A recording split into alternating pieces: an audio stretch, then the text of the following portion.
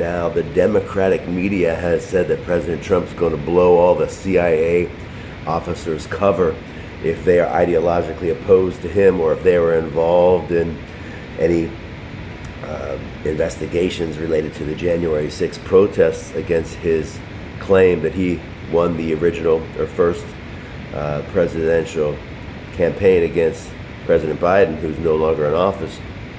But nonetheless, it's rather interesting to think through this. If you, my friend, were president, would you out CIA agents and feel comfortable and safe thereafter having done so?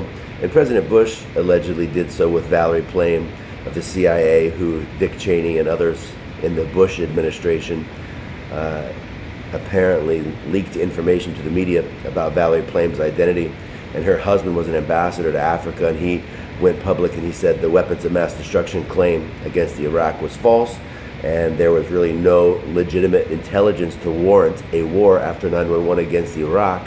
And he was right. Later it was found that the intelligence that Colin Powell claimed to have when he spoke before the United Nations was false and concocted, and Colin Powell, later felt very bad and guilty and ashamed for giving that statement and misleading people.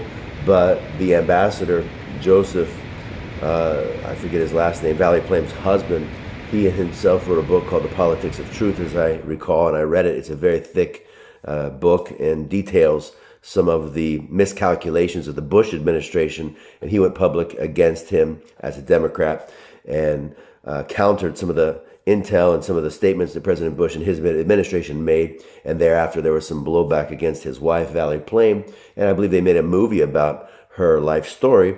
So let's play president. Would you go against your own CIA agents and out them if you ideologically thought differently? And thereafter, would you sleep well at night knowing that some of the CIA agents that you outed and destroyed their careers may have a vendetta or an angst against you and maybe won't have your best interest in heart thereafter? So it's something to think about for both presidents and leaders and those who have connections to the CIA and other intelligence agencies and officers. And then there's talk about Tulsi Gabbard, the new national intelligence officer who's been appointed and promoted by President Donald Trump.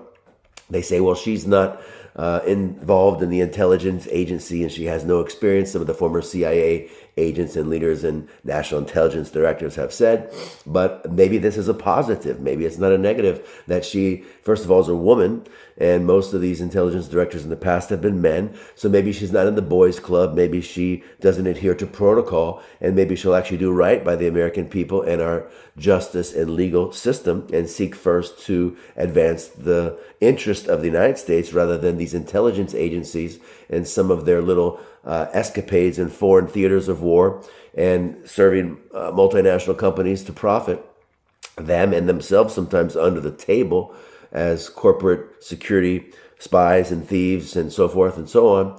So maybe an inexperienced person who is loyal to President Trump and maybe not given to bow down to the intelligence agencies will be good for America. So let's give it a shot and let's see how it plays out and not be too quick to judge, because these intelligence agencies have killed a lot of innocent people.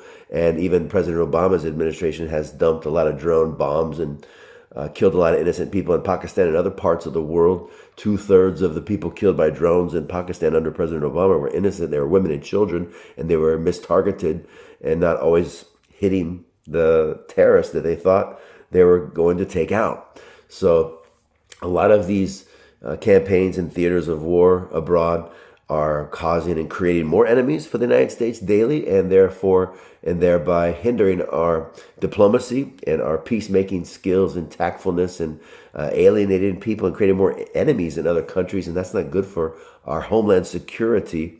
So instead of worrying about who's in charge, how about supporting and backing, praying for them, supporting them, helping them, assisting them, however you can, laying down your ego and your pride and your vanity and your politicking for hierarchical power, and see how you can serve our country and help those in power and educate them and assist them and equip them, support them, however you can, whether it's a woman or a man. And I think there could be much improvement and reformation in our government.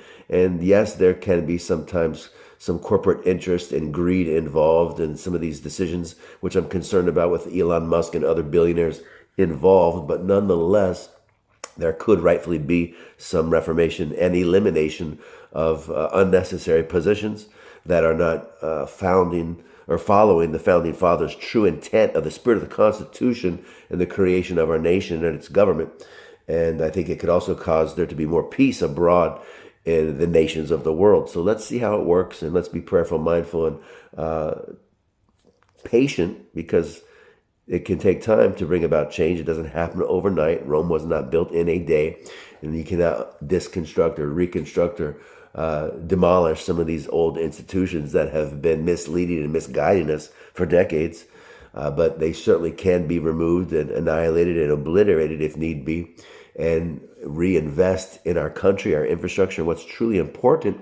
I don't necessarily think we need to remove the Department of Education, but giving states the power to run those operations will be more in line with the Constitution, the freedom of people to decide in their respective states how they want to govern and guide and lead, versus a federal mandate coming down from above. And I think there will be more empowerment to people and educators and students and educational academic leaders locally through this reformation. So it's not all bad. Be patient, be prayerful, be mindful, and stop trying to play God, and let we, the people, the government should be for the people and by the people, ultimately decide, and not be federally mandated and imposed from the top down. So whether it's intelligence agencies or government entities, whether it's education or police protection, there certainly is room for scrutiny and improvement and collaboration to see how we can improve and get better. So let's all come together and do so.